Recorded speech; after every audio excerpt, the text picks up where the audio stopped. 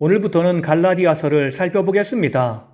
그 첫 번째 시간으로 오늘 우리는 갈라디아서 서론을 살펴보겠습니다.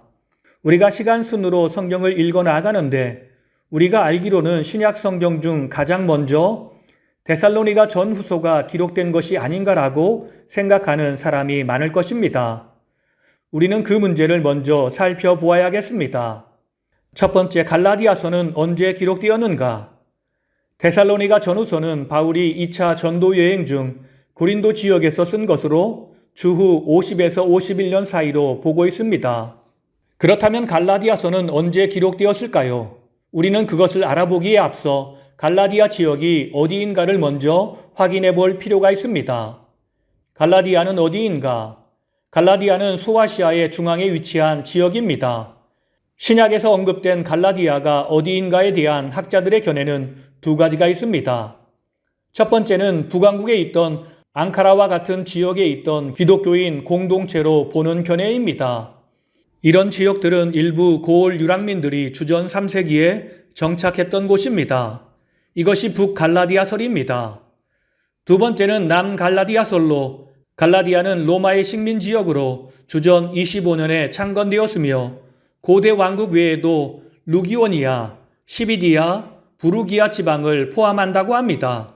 이 지역의 남방에는 바울과 바나바가 1차 전도 여행 때에 선교한 안디옥, 이고니온, 루스드라, 더베가 위치해 있습니다. 바울이 갈라디아의 여러 지방을 방문했다는 이야기는 사도행전에서 두 구절밖에 없는데 이것에 의존해서 이 문제를 해결짓는 것은 쉽지 않습니다.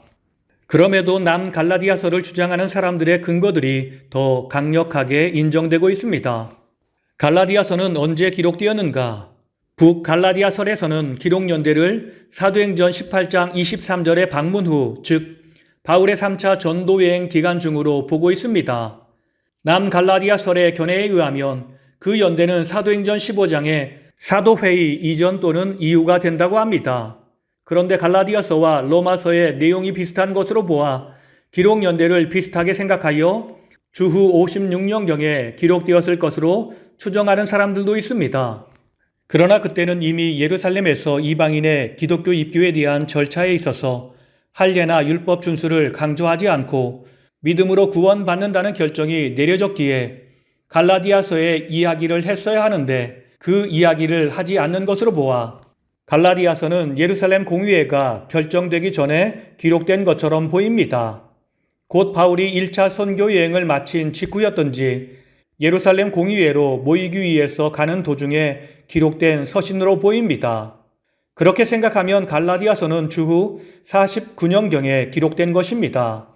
그렇게 생각하여 우리는 가장 먼저 갈라디아서를 살펴보려 하는 것입니다. 두 번째, 갈라디아서의 메시지. 갈라디아서에서 다루어진 문제는 다음과 같습니다. 한 인간을 기독교인으로 만드는 것은 무엇인가 하는 문제입니다. 할례인가 율법을 지키는 것인가 아니면 그리스도를 믿는 믿음인가? 바울은 5장 6절에서 이렇게 이야기합니다. 그리스도 예수 안에서는 할례나 무할례나 효력이 없으되 사랑으로서 역사하는 믿음뿐이니라. 이것은 보다 큰 문제의 일부분입니다. 어떻게 인간이 하나님과 바른 관계를 가질 수 있는가? 율법을 지킴으로써, 즉 현대 용어로 하면 십계명을 지키고 산상수훈에 따라 사는 것 등으로서인가? 아니면 이런 것들을 우리는 마땅히 해야 하지만 결코 완전히 행할 수는 없습니다. 아무도 자기 자신의 도덕적 열심으로서는 하나님과 올바른 관계를 가질 수 없습니다. 하나님께 받아들여질 수 있는 길은 행위, 윤리적인 영웅적 행위라고 할 수 있는 것에 의한 것이 아니라 우리의 죄를 위해 돌아가신 그리스도에 대한 믿음에 의한 것입니다.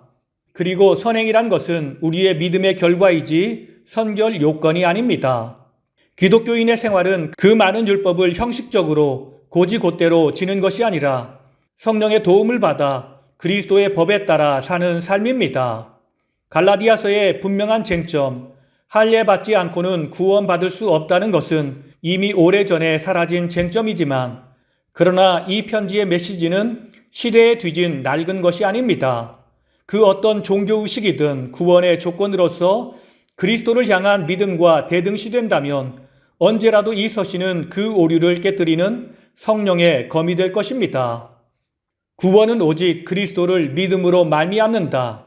이렇게 말하는 갈라디아서가 기독교인의 자유에 관한 편지, 그리고 복음주의적 그리스도교의 대헌장이라고 불리워온 것은 별로 이상한 것이 아닙니다. 이제 1장을 통독하겠습니다.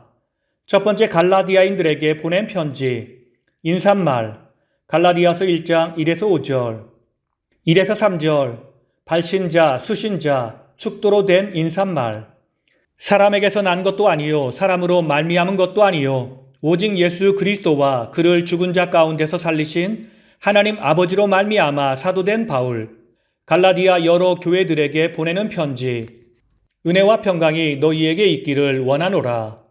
4에서 5절, 속죄의 제물이 되신 그리스도께 대한 송영. 우리 아버지 하나님의 뜻을 따라 이 악한 세대에서 우리를 구원하시려고 우리 죄를 대속하기 위하여 자기 몸을 버리신 그리스도에게 영광이 세세토록 있을지어다. 두 번째, 사도로서의 권위. 다른 복음을 전하면 저주를 받음. 갈라디아서 1장 6에서 9절. 너희가 다른 복음을 따르는 것에 내가 깜짝 놀라노라. 다른 복음은 없도다. 이것은 너희를 교란하여 그리스도의 복음을 변하게 하는 것일 뿐이라. 하늘로부터 온 천사라도 우리에게 전한 복음 외에 다른 복음을 전하면 저주를 받을지어다. 복음의 신성함, 갈라디아서 1장 10에서 12절. 내가 사람들에게 좋게 하랴 하나님께 좋게 하랴. 나는 사람들의 기쁨을 구하는 사람이 아니라 내가 전한 복음은 사람의 뜻을 따라 된 것이 아니라 내가 사람에게 배운 것도 아니요 오직 그리스도의 계시로 말미암은 것이라. 오늘 말씀을 통해 주시는 교훈은 첫째로, 전도란 자신이 받은 복음을 더하지도 않고 빼지도 않고 전달하는 것입니다. 1장 11절을 보면 사도 바울은 자신이 전한 복음이 사람에게서 난 것이 아니라고 했습니다. 여기서 사람에게서 난 것도 아니요라는 말은 사람의 생각에 따라서 인위적으로 꾸며지거나 지어낸 이야기가 아니라는 말입니다. 그것은 오직 하나님께로부터 말미암은 것으로서 사도 바울은 단지 그 복음의 전달자의 역할만을 했다는 것입니다. 우리는 여기에서 복음 전도자의 역할이 무엇인지를 깨닫게 됩니다. 그렇습니다. 복음 전도자란 결코 복음의 창작자나 혹은 각색자가 아닙니다. 다시 말해서 그들에게는 복음의 내용을 변형시킬 권한이 전혀 없다는 말입니다. 그들은 단지 전달자일 뿐입니다. 자신이 받은 복음을 받은 그대로 더하거나 빼지 않고 전달하는 역할만을 해야 하는 것입니다. 그런데도 오늘날 많은 복음 전도자들이 단순히 복음을 전달하는 것이 아니라 복음을 설명하려 합니다. 즉 복음 듣는 자들을 논리적으로 설득시키려 하는 것입니다. 그러다 보니 자연히 논쟁에 휘말리게 되고 결국 해서는 안 되는 말까지 하게 되는 것입니다. 이 얼마나 어리석은 일입니까? 이것은 자신의 역할의 한계를 넘어서는 일종의 월권입니다. 우리는 복음을 전할 때 우리가 복음 듣는 자를 설득시켜서 믿게 해야 한다는 생각을 버리지 않으면 안 됩니다. 우리는 단지 우리가 받은 복음을 전달하기만 하면 되는 것입니다. 그럴 때 하나님께서 역사하십니다. 하나님께서 당신의 성령을 통하여 그 듣는 자의 마음과 생각 가운데 역사하셔서 하나님의 사람으로 만들어 주실 것입니다. 이 믿음으로 우리는 겸손히 주의 사역을 감당해야 하겠습니다. 다 함께 기도하시겠습니다. 부족하고 연약한 죄인을 사랑하시어 복음의 말씀으로 우리에게 다가오신 주님, 우리가 그 말씀만으로 구원을 얻은 것처럼 우리가 세상에 나아갈 때도 복음만 들고 나아가게 하옵소서. 나의 말과 나의 생각을 전하지 않게 하시고 오직 십자가의 복음, 부활의 복음만 전하며 살게 하옵소서. 그래서 성령 안에서 복음의 능력이 한 사람을 변화시키는 것을 우리가 목격할 수 있도록 주여 크신 은총과 사랑을 부어 주시옵소서. 우리를 사랑하시어 생명의 복음으로 다가오신 예수님의 이름으로 기도드립니다. 아멘.